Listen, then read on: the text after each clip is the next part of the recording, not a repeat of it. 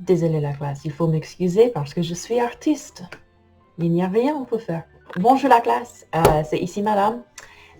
Et aujourd'hui, on va commencer chapitre 9 parce que je pense que nous avons assez fait les matériaux en chapitre 8 parce que il y a beaucoup qui reste qui est important. Et pour moi maintenant, c'est de toucher les choses qui sont importantes et de finir le livre avant que l'année est terminée.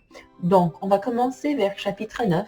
Donc, je suis à la page 366. Donc, nous sommes à la page 366 et on va faire le vocabulaire. J'ai inclus sur Google Classroom un lien à Quizlet avec tout le vocabulaire là, aussi avec le robot qui prononce les mots de vocabulaire. Bonjour Mousse. Et ça va vous aider avec la prononciation. Mais pour maintenant, s'il vous plaît, simplement écoutez mon prononciation chez vous, répétez. Je sais que ce n'est pas exactement le même que de répéter avec la classe en entière, mais ça va vous aider, en tout cas, de pratiquer les sons français. Alors, on commence avec un atelier d'artiste. Un atelier d'artiste.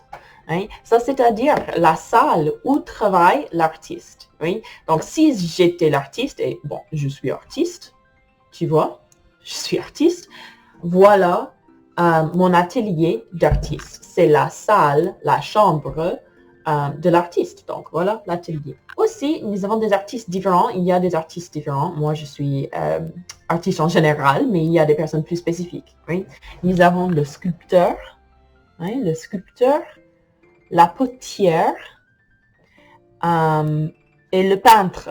Ça, c'est ce qui est inclus dans le livre. Nous avons le sculpteur qui travaille avec la sculpture. Et vous entendez la différence là.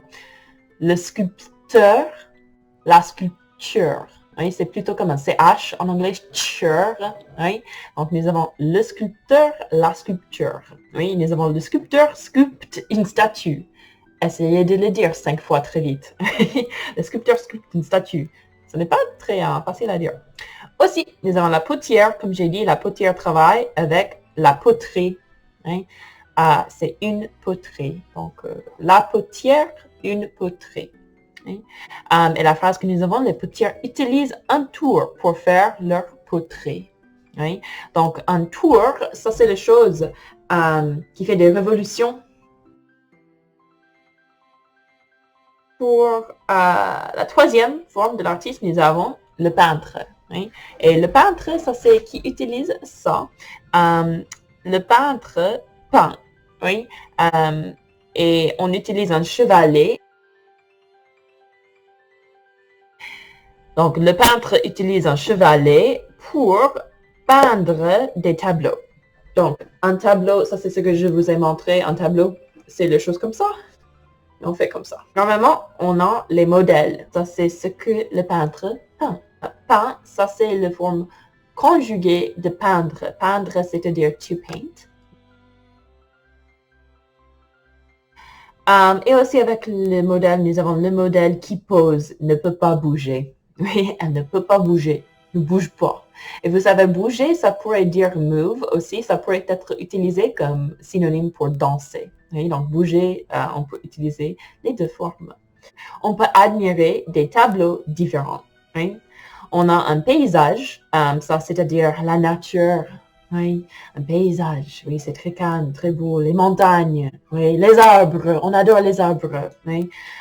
Aussi, nous avons une aquarelle, une peinture abstraite, oui, avec des images bizarres qui ne font rien, oui, les lignes dingues, des cercles avec des autres cercles, ça c'est abstrait. Et aussi, on a une nature morte. Oui. C'est un petit peu différent que notre vocabulaire en anglais, une nature morte, c'est-à-dire a still life. L'image, la peinture très très stéréotypique avec les pommes et les bananes, oui, ça c'est une nature morte. Aussi, on a un portrait ou bien un autoportrait. Hein? Je pense que vous comprenez ça, c'est assez facile. D'autres mots utiles. On a un chef d'œuvre, hein, un chef d'œuvre, un critique d'art ou bien une critique d'art, un croquis J'adore le mot. Un cookie, oui. Ça, c'est pour décrire le dessin de Xavier de moi. Oui, ça, c'est un cookie. Une exposition, mais aussi, c'est un chef-d'œuvre. C'est aussi un chef-d'œuvre. Aussi, nous avons une exposition. Ça, c'est où on montre les peintures. Oui, on peut les regarder presque comme un musée, mais normalement, on peut les vendre aussi. Aussi, nous avons une graveur. Oui, je pense que vous comprenez ça, tout le monde. Pour Monsieur Darnell, vous faites des graveurs. Aussi, on a une œuvre d'art. Oui, donc ce n'est pas un chef-d'œuvre, mais c'est une œuvre d'art. Donc, c'est-à-dire que c'est dans la catégorie d'art. Aussi, nous avons une peinture naïve. Hein, une peintre naïve. Et vous comprenez naïve. Oui, naïve, c'est la même chose en français. On pourrait dire qu'elle est très naïve. Elle ne comprend pas le monde. Mais aussi, on peut dire une peinture naïve. Et ça, c'est-à-dire que c'est très, très, très âgé. Ça vient des années Cro-Magnon. Oui. Aussi, on a une toile. Une toile, ça c'est-à-dire les choses qu'on utilise pour peindre et une toile reste sur un chevalet. Hein. Aussi, on a un vernissage. Oui. Je pense que ça c'est assez facile à comprendre. Un vernissage, ça c'est probablement combiné avec une exposition. Aussi, on a un cadré. Encadré, ça coûte beaucoup de faire encadré, mais vous comprenez. Aussi, on peut utiliser encadré dans le sens de criminel. Oui? Si vous êtes un policier du mal, oui, et vous détestez quelqu'un, vous pouvez encadrer une personne innocente et les envoyer en prison. Aussi, on a exposé, ce n'est pas très difficile ça. Ok. Exprimons-nous. Oui, on a des opinions, des demandes pour des opinions et aussi les réponses qui donnent les opinions. Et je pense que ça va vous aider dans la vie normale, pas nécessairement simplement avec les arts. Je ne sais pas pourquoi je l'ai toujours, mais j'aime bien l'utiliser. Je peux faire des choses comme ça. Ok. Alors, pour demander des opinions, on a 1, 2, 3, 4 choses qu'on peut dire. On a « Comment trouves-tu » On a fait ça en français 1, donc je ne pense pas que c'est nouveau, mais on peut utiliser « Comment trouves-tu » cette sculpture pour demander de l'opinion de la personne. Oui, donc comment trouves-tu cette sculpture? Comment trouves-tu ce livre? Oui, comment trouves-tu mon portable? Je ne sais pas, ça demande pour les opinions. Oui. Et la réponse, on normalement donne quelque chose avec un adjectif très très émotionnel. Le livre indien, C2, on a surprenant. C'est surprenant. On a émouvant. Émouvant. C'est émotionnel. Émouvant. Aussi, on a cette exposition t'a-t-elle plu? Oui, cette exposition t'a-t-elle plu? C'est une question pour demander est-ce que tu l'as aimé? Mais c'est un petit peu plus avancé, il utilise le vocabulaire un petit peu plus avancé. Et la réponse, je l'ai trouvé adjectif. Right? Donc, je l'ai trouvé passionnant, je l'ai trouvé triste, je l'ai trouvé surprenant. Quel est ton avis sur les sculptures de? Donc, quel est ton avis sur les sculptures de? Hein, normalement, on ajoute une artiste. Hein? Donc, quel est ton avis sur les sculptures de, je sais pas, je connais pas les noms des sculptures. Alors, je ne peux pas ajouter quelque chose. Vous pouvez imaginer, vous avez eu un cours d'art, vous pouvez ajouter un nom de quelqu'un. Quel est ton avis sur les sculptures de moi? Ils sont terribles. Ça, c'est la réponse. Donc, la réponse, oh, parfait. C'est, ce n'est pas mon style. Ce n'est pas mon style, les sculptures. Ce n'est pas mon style. Alors, voilà, vous savez, ce n'est pas mon style. Qu'est-ce que tu penses de ce tableau? Qu'est-ce que tu penses de ce tableau? Qu'est-ce que tu penses de ce tableau? Et la réponse, il est pas mal. Ou bien, il est terrible. Ou bien, il est parfait. Il y a beaucoup de réponses qu'on pourrait montrer. Ou bien, on pourrait dire, qu'est-ce que tu penses de... Nous avons fini avec le vocabulaire. Merci pour votre attention avec le vocabulaire. Maintenant, on va continuer vers les exercices. Oui. Et je vais vous demander pour les réponses aux quelques exercices sur Linked. Ok, donc Donc, les exercices que je veux pour vous de faire, ils sont exercices 1 et exercice 4. Hein? Et exercice 4, utilisez les phrases complètes et utilisez exprimons-nous. Hein? Pour exercice 1, vous avez besoin d'écrire seulement un mot. Oui? Le mot qui n'est pas dans la liste, qui n'est pas dans la groupe. C'est bon? Oui? Donc, pour numéro 1, écrivez un mot de vocabulaire. Le mot de vocabulaire qui ne suit pas la reste de la liste. Oui? On va continuer vers la grammaire. La grammaire n'est pas difficile, je vous jure, ce n'est pas difficile du tout. C'est révision d'une structure grammatique de français 1. C'est l'inversion. Par exemple, avec inversion, on a comme tu vas au musée. Et ça devient vas-tu au musée? Et vous voyez la différence, c'est que ça, c'est un petit peu plus formel. Right? Ça, c'est un petit peu plus informel. Et ça, c'est plus vite à dire. Tu vas au musée? Vas-tu au musée? Right? Je sais que c'est un petit peu que je parle un petit peu plus rapide, mais aussi en train de parler le français, l'inversion, ça se dit beaucoup plus vite en général. Donc, aussi, les choses qui est un petit peu irrégulier, comme j'ai dit, c'est si le sujet, c'est aussi un nom, comme Marc. Right? L'exemple dans le livre, c'est Marc expose-t-il ses œuvres dans cette galerie? Mais il n'explique pas très bien, donc je vais vous réexpliquer. Donc, Marc expose ses œuvres. Oui, c'est une question. Marc expose ses œuvres.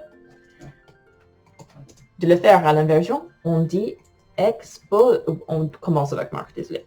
Marc expose-t-il ses œuvres?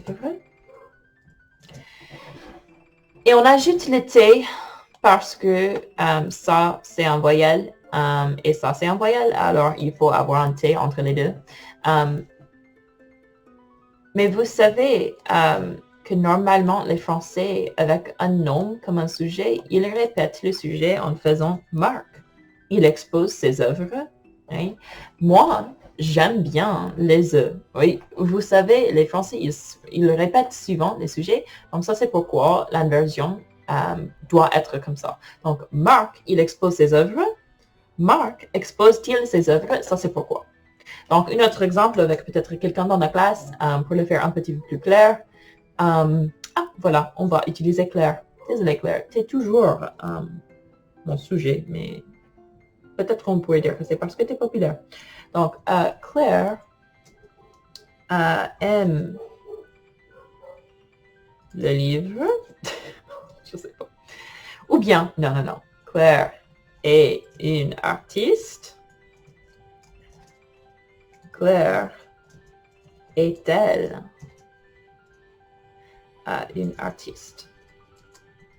Et vous voyez, parce que la dernière lettre sur « et », c'est un T, vous n'avez pas besoin d'un T extra parce que c'est là. Je peux faire un autre exemple très vite. Je vais utiliser Patrick. Patrick mange les abeilles. Patrick mange les abeilles. La réponse, Patrick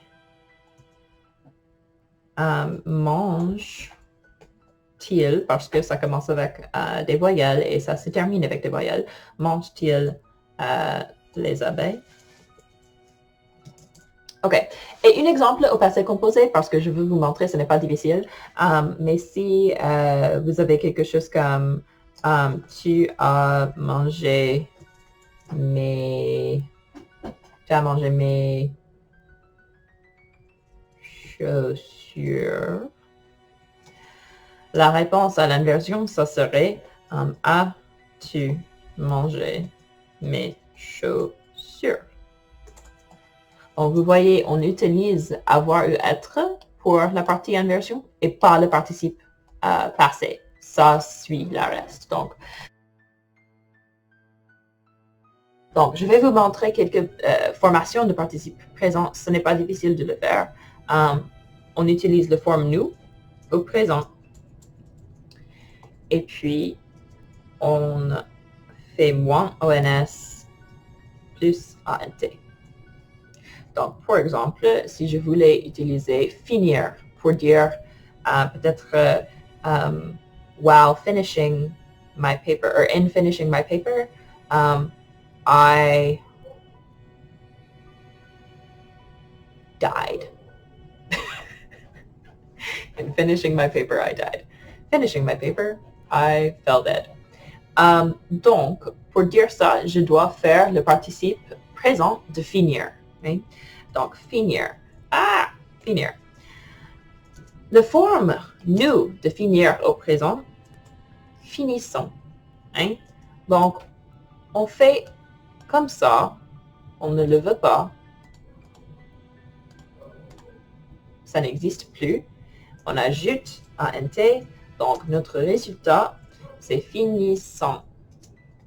Et donc, je peux créer ma phrase en finissant, je vais dire mes devoirs. Je suis soudainement, suddenly, morte. C'est une vraie histoire. OK. Donc, ça, ce n'est pas difficile de former. Ce n'est pas difficile de comprendre, je pense. La seule chose, c'est que vous pouvez les utiliser comme les adjectifs. Pour faire ça, peut-être on a le verbe impressionner. Hein? Impressionner, c'est comme to make an impression.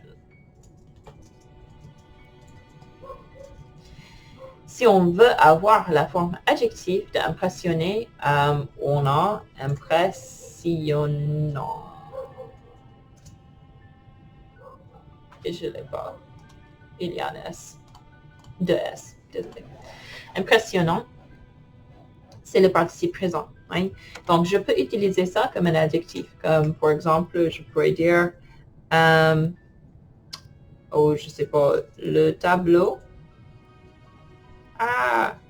Je pourrais dire le chien. Non. Je pourrais dire l'élève. Et je vais dire que l'élève est masculin. Dans ce cas, l'élève est impressionnant. Oui? Si c'était quelque chose féminin, la peinture. La peinture est impressionnante. Oui, avec un E, parce que la peinture est féminine. Voilà. OK. Je pense pas que c'est très difficile. Je vous ai dit de faire exercice 1 et 4 à la page 368. Pour inversion, je vais écrire les exercices pour vous. Et pour les participes présents utilisés comme des adjectifs, je ne vais pas vous donner les exercices parce que c'est quelque chose que nous avons répété beaucoup dans le passé et je ne pense pas que vous avez besoin de pratiquer. Mais si vous voulez, vous pouvez faire exercice 14 si vous pensez que ça va vous aider de comprendre plus. Ce n'est pas obligatoire, mais vous pouvez le faire.